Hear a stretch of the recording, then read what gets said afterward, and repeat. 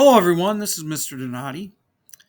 In the lesson two of alcohol, we're going to divide this lesson into two parts. The first part is the long term effects of alcohol.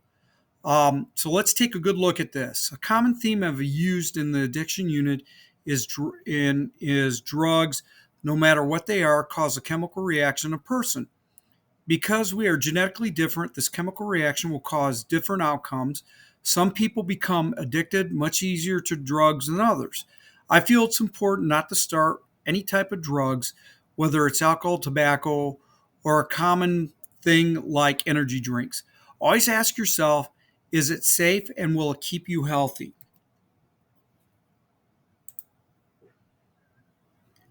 We want to now turn our attention, how does alcohol affect the body?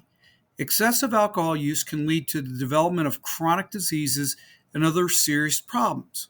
Remember, alcohol is a depressant, but in its true form, you have to understand alcohol is really a poison.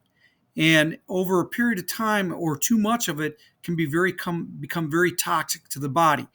What can this do? First of all, you can have high blood pressure, heart disease, stroke, liver disease, and digestive problems. Cancers of the breath, mouth, throat, esophagus, liver, and colon. Learning and memory problems, including dementia and poor school performance. Mental health problems, including depression and anxiety. Social problems, including lost productivity, family problems, and unemployment. Alcohol dependence or alcoholism will also occur over a period of time. During pregnancy, alcohol abuse could lead to fetal alcohol syndrome or FAS. So you can see there is a lot of problems that can occur from using alcohol. We want to now turn our attention to the stages of alcoholism.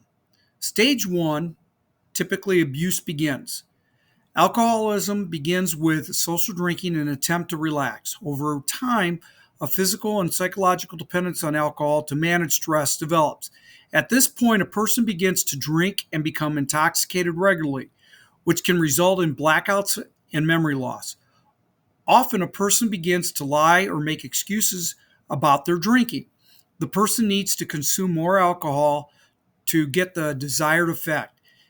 They may be a problem drinker. Most people in the first stage are surprised by how much they can drink.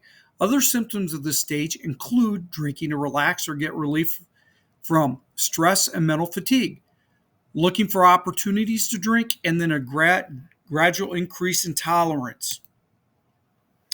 The second stage, the person becomes absolutely dependent on alcohol. The person reaches a point where they cannot stop drinking and is physically dependent on the drug. Alcohol becomes the person's central focus. The drinker tries to hide the problem, but performance on the job, at school, and at home soon suffer. The drinker makes excuses and blames others for the problems. In the second stage, the person has short term memory loss and blackouts. These are periods of time the alcoholic cannot remember. Other symptoms include saying or doing hurtful things, sneaking extra drinks, or feeling guilty, and making excuses for drinking. The third stage, basically the late stage of alcoholism, uh, the drinker, that alcohol becomes the most important thing in that person's life. The person is addicted to the drug and their life is out of control, although frequently they do not realize or acknowledge this fact. They think everything's fine and this is just the way they have to deal with the problem. Because liver damage is common at this stage, less alcohol may be required to produce intoxication. If the alcoholic stops drinking, they would experience severe withdrawal symptoms. In stage three, the alcoholic loses control. They cannot predict what will happen.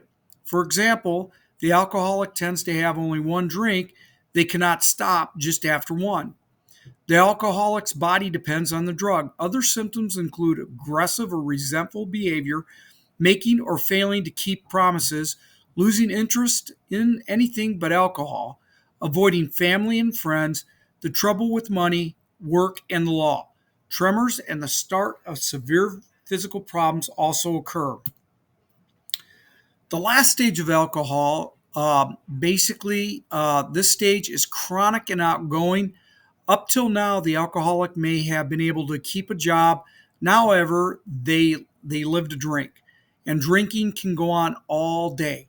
Symptoms include long periods of being intoxicated all the time, some strange or reasonable fears, faulty thinking or hallucinations, malnutrition caused by not eating properly. Getting help. Here are some of the key concepts that people need to understand when they're looking for help. Number one, what is an intervention? Basically, this is a gathering in which family and friends get the problem drinker to seek help.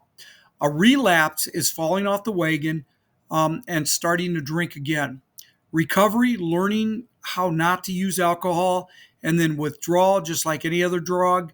Alcohol withdrawal can cause severe pain and discomfort. Admission. The alcoholic must admit they have a problem before anything goes on. Okay. If they do not admit they have a problem, basically getting help or rehabilitation is very, very hard to have. They must seek counseling. Detoxification is removing the alcohol from the body.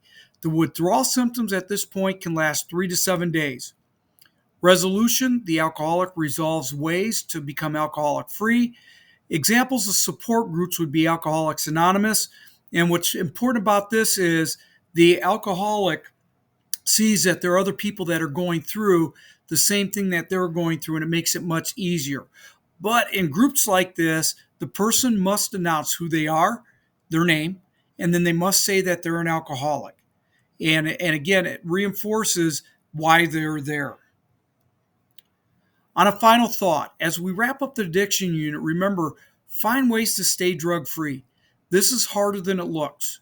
You need to have solutions to problems in life. In my world, there are 4 pillars to stay healthy. Number 1, nutrition, eat healthy foods. Number 2, exercise. This causes a calming effect on the body. Number 3, try to reduce stress. We'll learn about this in the mental health unit, and then get REM sleep. Basically, this will be part of also the mental health unit. So with that being said, I hope you enjoyed the show, and thank you for watching.